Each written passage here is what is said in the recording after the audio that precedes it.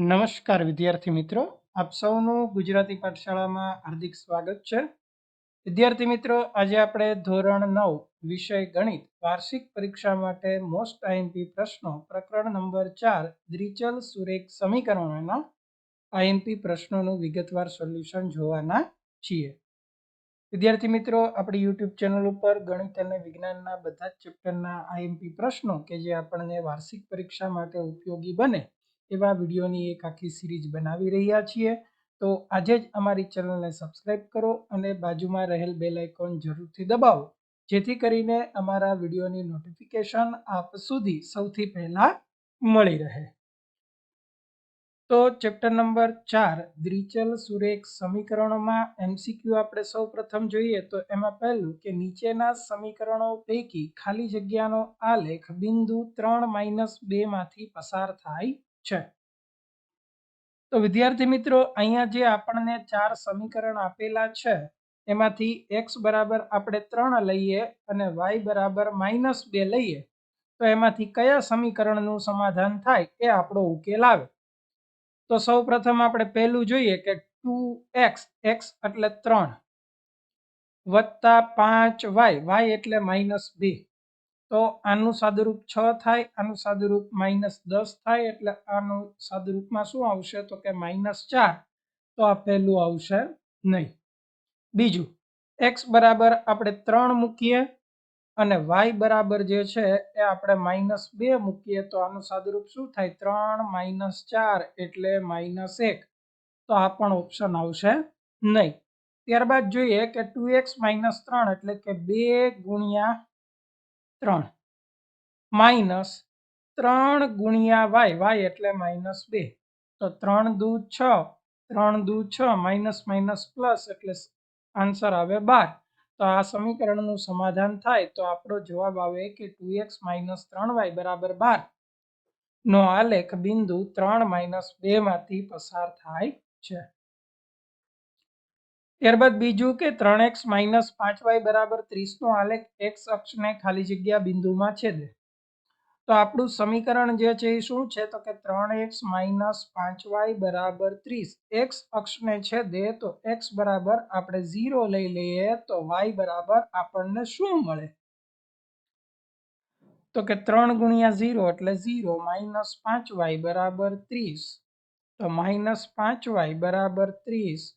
તો y બરાબર 30 ના છેદમાં -5. તો y બરાબર -6. તો x બરાબર 0 અને y બરાબર -6. તો આપણો ઓપ્શન એ જે છે એ અહીંયા આવશે. x અક્ષને આપણને કીધું છે, સોરી, x અક્ષને જ્યારે આપણને કીધું હોય ત્યારે આપણો અહીંયા y બરાબર 0 લેવાનું થશે. અહીં આપણે કોના બરાબર 0 લેવું પડશે 3x - 5y, y એટલે 0 બરાબર 30. તો 3x - 0 બરાબર 30. તો 3x બરાબર 30. તો x બરાબર 10. એટલે ઓપ્શન સી આપણો આન્સર આવે. એ ઓપ્શન આન્સર આવે નહીં. ત્રીજો પ્રશ્ન 2x - 5y બરાબર 20 માટે જો x બરાબર 3 હોય તો y ની કિંમત કેટલી? તો આમાં x બરાબર આપણે 3 મૂકવાના. તો કે 2 ગુણ્યા 3 - 5y બરાબર 20. તો અહીંયા શું થશે 6 - 5y બરાબર 20. 6 સામે જાય તો માઇનસ, તો -5y બરાબર 20 - 6. તો -5y બરાબર 14. તો y બરાબર 14 ના છેદમાં -5 એટલે -14 ના છેદમાં 5 આપણો આન્સર આવે. તો એમાં આપણો ઓપ્શન છે ડી. બરાબર. ત્યારબાદ જે છે કે આપણે ચોથો પ્રશ્ન જોઈએ કે સમીકરણ 3x - 2y બરાબર 12 માટે y બરાબર ખાલી જગ્યા એટલે કે આપણે y ને કરતા બનાવવાનો છે. તો અહીંયા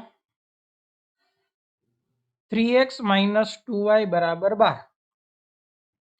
તો આપણે 3x 2y બરાબરની સામે જાય તો +2y થઈ જાય. 12 બરાબરની આ બાજુ આવે તો માઇનસ થાય. હવે y ને આપણે કરતા બનાવવો છે તો 3x - 12 y સાથે 2 ગુણાકારમાં સામે જાય તો ભાગાકારમાં. તો y બરાબર 3x - 12 આખાના છેદમાં 2. ત્યારબાદ જો f બરાબર ખાલી જગ્યા હોય તો f બરાબર 9 / 5 ગુણ્યા c પ્લસ 32 માટે f બરાબર c થાય. તો અહીંયા જે છે કે f બરાબર c ક્યારે થાય તો કે -40 માટે. કઈ રીતે? બરાબર, તો આપણે f ની કિંમત જે છે એ આપણે -40 લઈએ તો અહીંયા 9/5 અહીંયા c પ્લસ અહીંયા આવશે 32. હવે આ 32 છે એ બરાબરની આ બાજુ આવે તો માઇનસ થાય. 40 - 32 બરાબર 9/5 ગુણ્યા c. આનું સાદુરૂપ થાય 72. હવે 5 અહીંયા અંશમાં આવે, 9 અહીંયા છેદમાં આવે. c 8 × 9 = 72, 8 × 5 = 40. તો c બરાબર પણ -40. તો ઓપ્શન આવશે ડી કે -40 ફેરનહીટ કે -40 સેલ્સિયસ બંને સમાન થાય. છઠ્ઠું, ખાલી જગ્યાએ સમીકરણ 2x + 7y = 28 નો ઉકેલ નથી. તો આપણે અહીંયા કિંમત મૂકવાની થાય તો કે જે સમાધાન કરે એ એનો ઉકેલ હશે, જે સમાધાન નહીં કરે એ એનો ઉકેલ હશે નહીં.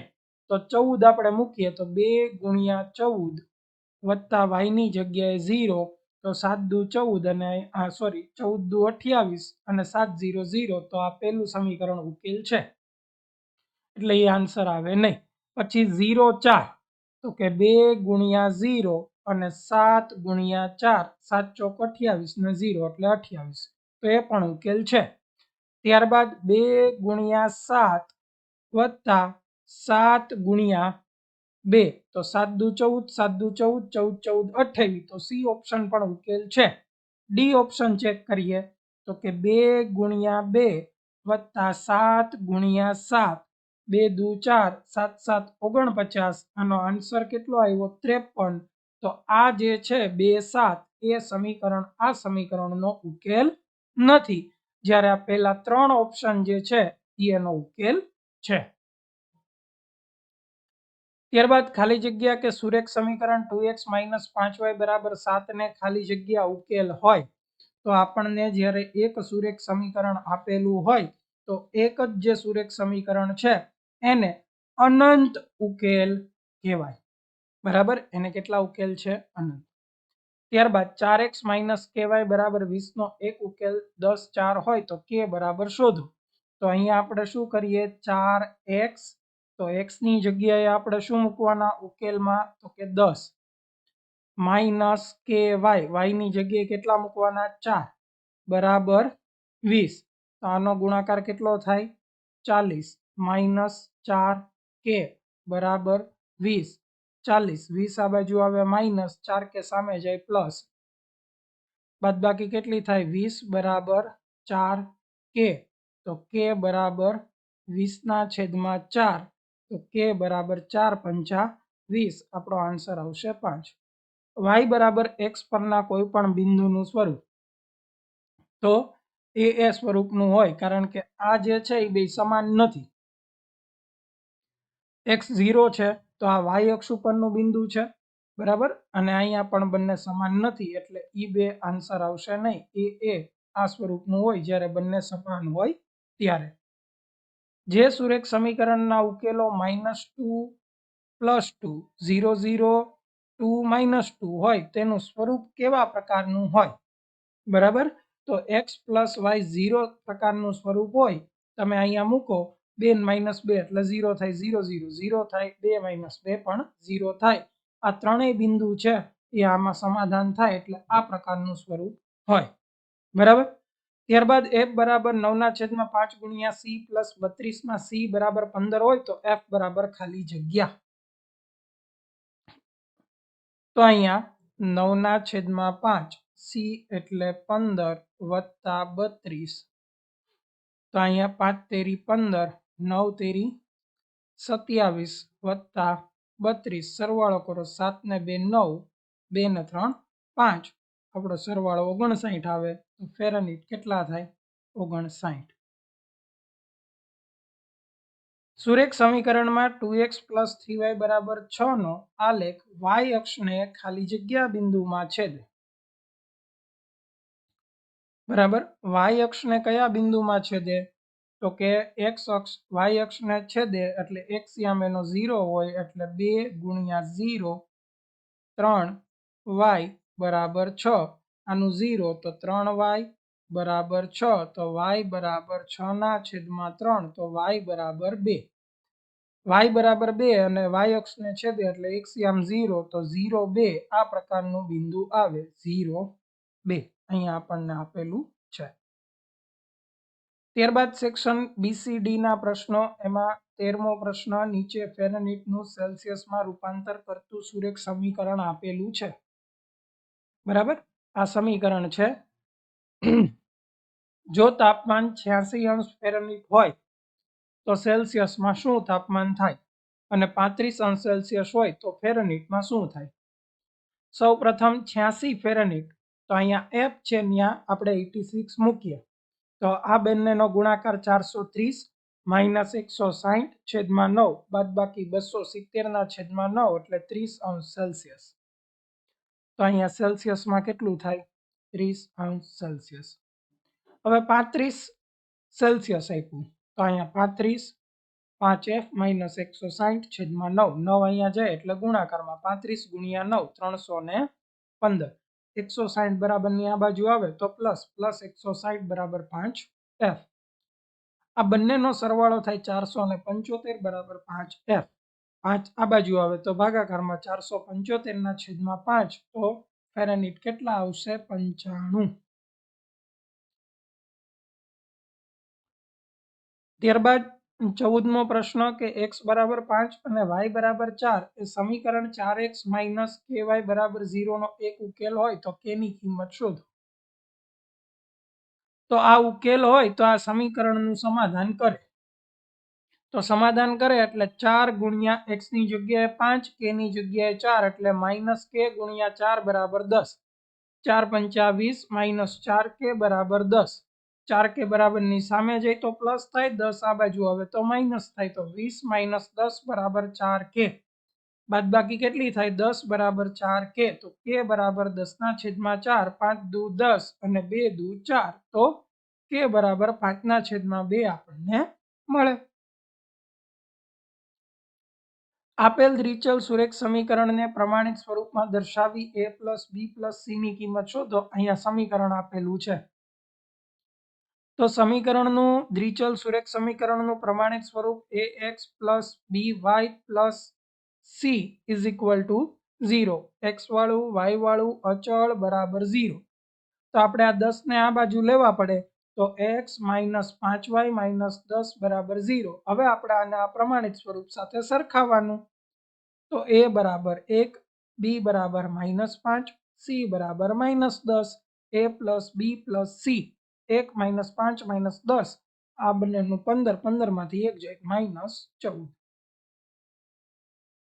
એવી જ રીતે 16મો પ્રશ્ન છે, પ્રમાણિત સ્વરૂપમાં દર્શાવી a + b - c ની કિંમત મેળવવાની છે. તો 4x = 5y + 2 આ બંને પદ આ બાજુ આવશે તો માઇનસ થશે એટલે પ્રમાણિત સ્વરૂપ 4x - 5y - 2 = 0. a = 4, b = -5, c = -2. તો a + b - c 4, b એટલે -5 માઇનસ c એટલે -2. તો અહીંયા માઇનસ માઇનસ પ્લસ 4 ને 2 6 6 માંથી 5 જાય તો 1 આન્સર આવે. 17મો પ્રશ્ન, નીચેનામાંથી કયા બિંદુઓ સમીકરણ 2x + 3y = 24 ના ઉકેલ છે અને કયા બિંદુઓ ઉકેલ નથી એ તપાસો. તો હવે આપણે અહીંયા આની કિંમત x લેવાની અને આને આપણે y તરીકે લેવાનું. આ સમીકરણની ડાબી બાજુમાં મૂકવાનું. જો જમણી બાજુ આવે તો ઉકેલ છે, અન્યથા ઉકેલ નથી. તો સૌપ્રથમ -√3 અને 2√3 તો x = -√3 અને y = 2√3. તો સમીકરણની ડાબી બાજુ 2x + 3y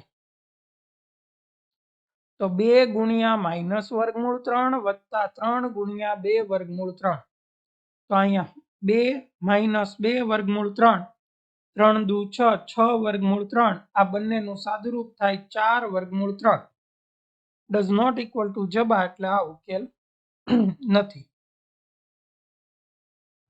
ત્યારબાદ 24 અને -8, તો x બરાબર 24, y બરાબર -8. 2 ગુણ્યા 24, 3 ગુણ્યા -8.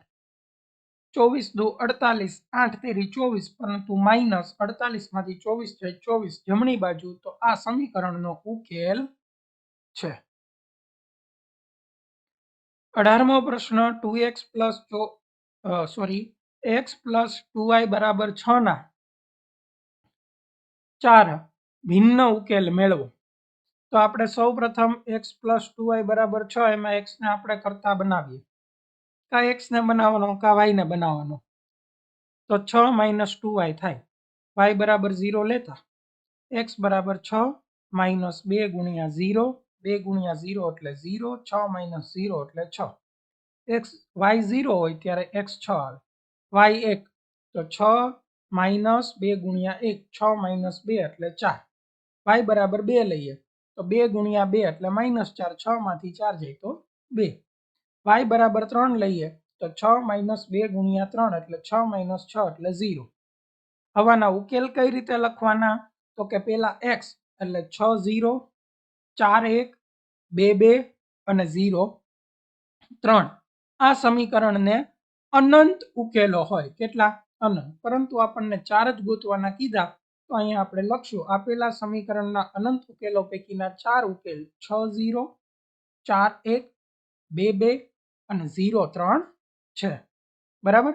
19મો પ્રશ્ન, x બરાબર 2, y બરાબર 1 એ સમીકરણ 2x વત્તા 3y બરાબર k નો એક ઉકેલ હોય તો કેની કિંમત શોધો.